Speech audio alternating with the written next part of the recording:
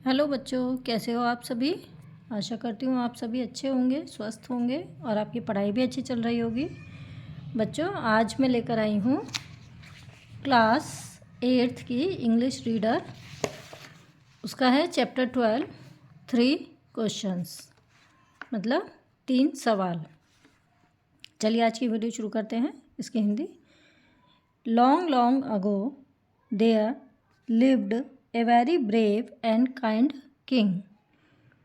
Long long ago मतलब बहुत समय पहले एक बहुत ही बहादुर और दयालु राजा था। ब्रेव मतलब बहादुर और काइंड मतलब दयालु। He wanted to serve his people well. Well मतलब अच्छे तरह से, और पीपल मतलब प्रजा। वह अपनी प्रजा की सेवा बहुत ही अच्छी तरह से करना चाहता था। सर्व मतलब सेवा। Once a thought came to the mind of the king. Thought माने विचार। एक बार एक विचार राजा के दिमाग में आया। ही thought he would never fail if he new 3 things. Never मतलब कभी नहीं। उसने सोचा कि वह कभी भी असफल नहीं होगा यदि वह 3 चीज़ों को जान जाए। दोज 3 थिंग्स वर, ये 3 चीज़ें क्या थी बच्चों। What is the right time to begin something. Right मतलब सही समय। किसी भी कार्य को करने का सही समय क्या है। Which people should he listen to, उसे किन लोगों की बात सुननी चाहिए। What is the most important thing for him to do, उसके लिए सबसे अधिक महत्वपूर्ण कार्य करने के लिए क्या है। The king therefore sent messengers throughout his kingdom promising a large sum of money to anyone who would answer these 3 questions. Messengers माने दूत, और किंगडम मतलब उसका जो राज्य था वहाँ पर, और लार्ज सम ऑफ मनी मतलब बहुत सारा पैसा। इसलिए जो राजा था उसने अपने पूरे राज्य में अपने दूत भेजे और ये वादा किया कि जो कोई भी इन 3 सवालों का उत्तर देगा उसको बहुत सारा धन दिया जाएगा। Many learned man came to the king. बहुत लर्नड मतलब विद्वान, बहुत से विद्वान आदमी राजा के पास आए। But all with different answers, लेकिन सभी के जो उत्तर थे वो अलग थे। In reply to the first question some said the king must prepare a time table and follow it strictly. In reply to the first question, पहले सवाल के जवाब में कुछ लोगों ने कहा कि राजा को एक समय सारणी बनानी चाहिए। प्रिपेयर मतलब तैयार करनी चाहिए, और इसका बहुत ही कठोरता से पालन करना चाहिए। स्ट्रिक्टली मतलब कठोरता से। Yet others said that the king needed A council of wise man who would help him act at proper time. जबकि दूसरे लोगों ने कहा कि राजा को एक परिषद बनानी चाहिए, किसकी, बुद्धिमान लोगों की। वाइज मतलब बुद्धिमान, जो उसको कार्य को सही समय पर होने में मदद करें। प्रॉपर मतलब उचित समय या सही समय। सम अदर्स सेड, कुछ और लोगों ने कहा कि only magicians could look into the future and tell the right time for an action. Magician मतलब जादूगर। कुछ लोगों ने क्या कहा कि खाली जादूगर ही ऐसे हैं जो कि भविष्य को देख सकते हैं। फ्यूचर माने भविष्य, और किसी भी कार्य के सही समय को बता सकते हैं। तो देखा बच्चों आपने, जो पहला सवाल था उसके सभी ने अलग अलग उत्तर दिए। Equally different were the answers to the second question. इसी प्रकार जो दूसरा सवाल था उसके भी अलग अलग उत्तर आए। सम सेड, किसी ने कहा the right people for the king to listen to were his advisers. Advisers माने होता है सलाहकार। कुछ लोगों ने कहा कि जो राजा है उसको अपने जो अच्छे सही लोग हैं उनकी सलाह को मानना चाहिए। Others said that his soldiers were the most important to him. और कुछ लोगों ने कहा कि उसके लिए उसके जो सैनिक हैं वो सबसे ज़्यादा महत्वपूर्ण थे। To the third question some said the most important thing was science. जो तीसरा सवाल था उसमें कुछ लोगों ने कहा कि सबसे महत्वपूर्ण जो चीज़ है वो है विज्ञान। Others said it was warfare. और कुछ लोगों ने कहा कि युद्ध संबंधी मामले। Still others said it was religious worship. और कुछ लोगों ने कहा कि धार्मिक जो पूजा पाठ है वो ज़्यादा महत्वपूर्ण है। The king was not satisfied with any of these answers. राजा इनमें से किसी भी सवालों से संतुष्ट नहीं था। सेटिस्फाइड माने संतुष्ट। So he decided to seek the advice of a renowned hermit. Renowned माने क्या होता है? प्रसिद्ध। और हर्मिट माने साधु। सीक मतलब खोजना और एडवाइस माने सलाह। और डिसाइड मतलब निर्णय किया। इसलिए उसने निर्णय किया, मतलब राजा ने निर्णय किया कि एक जो प्रसिद्ध साधु हैं उनकी सलाह मांगी जाए।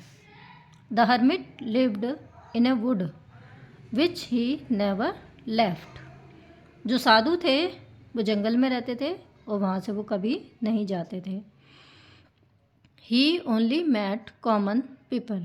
वो खाली साधारण लोगों से मिलते थे। कॉमन पीपल मतलब साधारण। So the king put on simple clothes. इसलिए राजा ने साधारण कपड़े पहने, क्योंकि राजा तो बच्चों अपने राजसी कपड़े पहनते हैं, लेकिन जब उनको साधु से मिलना था तो उन्होंने साधारण कपड़े पहने। He left his horse with his bodyguards and went alone to see the hermit. Bodyguards मतलब अंगरक्षक और अलोन मतलब अकेले। उसने अंगरक्षकों के साथ अपने जो घोड़ा था वो उसको छोड़ दिया और अकेले ही साधु से मिलने के लिए चला गया। As the king reached the hermit's hut. जैसे ही जो राजा था वो साधु की झोंपड़ी पर पहुंचा। He saw the hermit digging the ground in front of his हट।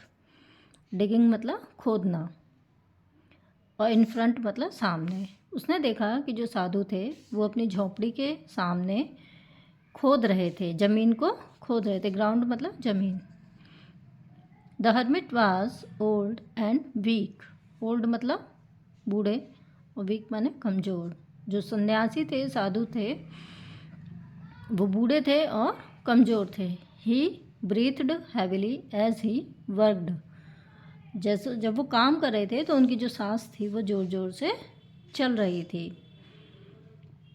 The king went up to him. जो राजा थे वो उनके पास गए and said, oh wise hermit, ओ बुद्धिमान सन्यासी, I have come to seek the answers to 3 questions. मैं यहाँ अपने 3 सवालों का जवाब लेने आया हूँ। How can I learn to do the right thing at the right time. मैं ये कैसे जान सकता हूँ कि किसी भी कार्य को करने का सही समय क्या है। Who are the most important people for me. मेरे लिए सबसे महत्वपूर्ण व्यक्ति कौन है। And what affairs need my first attention. और किन मामलों, अफेयर्स मतलब मामले और अटेंशन मतलब ध्यान, और किन मामलों में मुझे सबसे पहले ध्यान देना चाहिए। The hermit listen to the king. Listen मतलब सुनना। साधु ने राजा की बात सुनी, बट सेड नथिंग, लेकिन कुछ नहीं कहा। ही वेंट ऑन डिगिंग, और वो खोदते रहे। You are tired said the king. राजा ने कहा, आप थक गए हैं। Let me take the spade and dig for you. आप ये जो कुल्हाड़ी है, ये फावड़ा है, इसको आप मुझे दीजिए और मुझे आपके लिए खोदने दीजिए। स्पेड मतलब फावड़ा। थैंक्स सेड द हर्मिट, साधु ने कहा धन्यवाद। Giving the spade to the king he sat down on the ground, और राजा को फावड़ा देने के बाद वो ज़मीन पर बैठ गए। 1 आवर पास्ट, 1 घंटा बीत गया। एंड अनादर, और दूसरा भी। The sun went down behind the trees, behind मतलब पीछे, और जो सूरज था वो पेड़ों के पीछे छुप गया। At last the king struck the spade into the ground and said, और लास्ट में जो राजा था उसने जो फावड़ा था वो ज़मीन पर छोड़ दिया और कहा, oh wise man please answer my questions, अरे बुद्धिमान व्यक्ति कृपया मेरे सवालों का जवाब दीजिए। If you can give me none tell me so, अगर आप नहीं दे सकते तो मुझे बता दीजिए। And I will return home, फिर मैं घर वापस चला जाऊंगा। Here comes someone running said the hermit, साधु ने कहा कि यहाँ कोई दौड़ता हुआ आ रहा है। Let us see who he is, चलो देखते हैं वह कौन है। द किंग टर्न राउंड, राजा पीछे की तरफ मुड़ा। And saw a bearded man running towards them, bearded माने दाढ़ी वाला, और उसने देखा कि एक दाढ़ी वाला व्यक्ति उनकी तरफ दौड़ा आ रहा है। His hands were pressed against his stomach from which blood was flowing, उसने अपने हाथों से अपने पेट को दबाया हुआ था जहाँ से खून बह रहा था। फ्लोइंग मतलब बह रहा था। When he reached the Kings side the man fainted, fainted मतलब बेहोश हो गया। जब वह राजा के पास पहुंचा तो जो आदमी था वो बेहोश हो गया।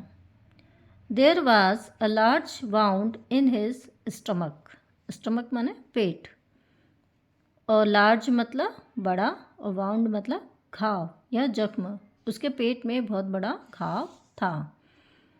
The king washed and bandaged it with his handkerchief and rebandaged it until the bleeding stopped, राजा ने उसको धोया उसके घाव को, और फिर उस पर अपने हैंडकरचिफ मतलब रुमाल, और अपने रुमाल से उस पर पट्टी बांधी, और फिर उस पर दोबारा पट्टी बांधी जब तक कि खून रुक नहीं गया। The man felt better and asked for water, अब जो आदमी था उसको पहले से अच्छा लग रहा था और उसने पानी मांगा। आस्क्ड मतलब मांगा। The king brought fresh water for him, राजा उसके लिए ताज़ा पानी लेकर आया। By this time the sun had set and the air was cool, इस समय तक जो सूरज था वो पूरा छुप गया था और जो हवा थी वो कैसी थी, ठंडी थी। The king with the help of the hermit carried the bounded man into the हट, जो राजा था वो सन्यासी की मदद से उस घायल व्यक्ति को झोपड़ी में ले गया। And lay him down on the bed, और उसको बिस्तर पर लेटा दिया। The king was tired by now, और अब तक राजा बहुत थक गया था। He too lay down on the floor, floor मतलब फर्श, और वह भी फर्श पर लेट गया। And slept all through the night, और पूरी रात वहीं पर सोता रहा। When he woke up, woke up मतलब जागा, जब वह जागा, he saw the bearded man looking at him, उसने देखा कि जो दाढ़ी वाला व्यक्ति था वो उसकी तरफ देख रहा था। Forgive me said the bearded man in a week voice, voice माने आवाज़, वीक माने कमज़ोर, फॉरगिव मतलब माफ़ करना। जो वो दाढ़ी वाला व्यक्ति था उसने कमज़ोर आवाज़ में कहा कि मुझे माफ़ कर दो। I don't know you and have nothing to forgive you for said the king, राजा ने कहा कि मैं तुम्हें नहीं जानता और माफ़ करने जैसा कुछ भी नहीं है। You don't know me but I know you. उस आदमी ने कहा कि तुम मुझे नहीं जानते लेकिन मैं तुम्हें जानता हूँ। I am an enemy of yours. मैं तुम्हारा एक शत्रु हूँ। एनिमी माने शत्रु। You had put my brother to death and seized our property. Seized मतलब कब्जा कर लेना और प्रॉपर्टी मतलब जो जायदाद होती है, ज़मीन जायदाद। आपने मेरे भाई को मृत्यु की सज़ा दी थी और जो हमारी ज़मीन जायदाद थी वो जब्त कर ली थी। I knew that you had gone alone to meet the hermit. मैं जानता था कि आप साधु से मिलने के लिए अकेले जा रहे हैं। I had planned to kill you. Planned मतलब योजना बनाई। मैंने आपको मारने की योजना बनाई थी। But when you did not return. लेकिन जब आप वापस नहीं लौटे। I came out from my hiding place and your body guards bounded me. Hiding मतलब छुपने का स्थान। और जब आप वापस नहीं लौटे तो मैं अपने छुपने के स्थान से बाहर आ गया और आपके जो अंग रक्षक थे उन्होंने मुझे घायल कर दिया। Somehow I escaped. जैसे तैसे मैं बचा। एस्केप्ड मतलब बचा। And reached you. और आपके पास पहुंचा। You dressed my wounds and saved my life. आपने मेरे घावों पर पट्टी की और मेरा जीवन बचाया। Now if I live I will serve you as your most faithful servant. Faithful मतलब वफादार और सर्वेंट माने नौकर। उसने कहा कि यदि अब मैं जब तक जीवित रहता हूँ तब तक मैं आपके सबसे वफादार नौकर के रूप में आपकी सेवा करूँगा। Forgive me. मुझे माफ़ कर दो। The king was happy to have won over his enemy so easily. राजा बहुत खुश था क्योंकि उसने अपने दुश्मन पर इतनी आसानी से विजय प्राप्त कर ली थी। The king promised him to give back his property. Promised मतलब वादा किया। राजा ने उससे वादा किया कि वो उसको उसकी संपत्ति को वापस कर देगा। The bearded man thanked the king and left. जो दाढ़ी वाला व्यक्ति था उसने राजा का धन्यवाद दिया और चला गया। Before leaving, the king wanted to meet the hermit. Before living मतलब जाने से पहले। अब राजा वहाँ से जाना चाहता था तो जाने से पहले राजा साधु से मिलना चाहता था। The hermit was sowing seeds in the field. Field मतलब क्षेत्र या खेत और सीड्स मतलब बीज और सोइंग मतलब बोना। जो साधु थे वो जो ज़मीन उन्होंने खोदी थी वहाँ पर बीज बो रहे थे। The king said to him. राजा ने उनसे कहा प्लीज़ आंसर माई क्वेश्चंस। कृपया मेरे सवालों का जवाब दीजिए। Your questions have already been answered said the hermit. साधु ने कहा कि आपके सवालों का जवाब आपको पहले ही मिल चुका है। ऑलरेडी मतलब पहले ही। What do you mean said the king. Answer what do you mean said the king. राजा ने कहा जवाब मिल गया, आपका क्या मतलब है। Yes if you had not dug the field for me you would have gone away. हाँ, यदि तुमने मेरे लिए यहाँ खेत को नहीं खोदा होता तो तुम यहाँ से चले गए होते। Then that man would have attacked you. तब वो आदमी तुम्हारे ऊपर हमला कर देता। अटैक्ड मतलब हमला। And you would have wished you had stayed with me. और फिर तुम चाहते कि काश तुम मेरे पास ही रुक गए होते। So the most important time was when you were digging the field. इसलिए सबसे महत्वपूर्ण समय वह था जब तुम खेत को खोद रहे थे। And I was the most important man. और मैं तुम्हारे लिए सबसे महत्वपूर्ण व्यक्ति था। And to do me good was your most important thing.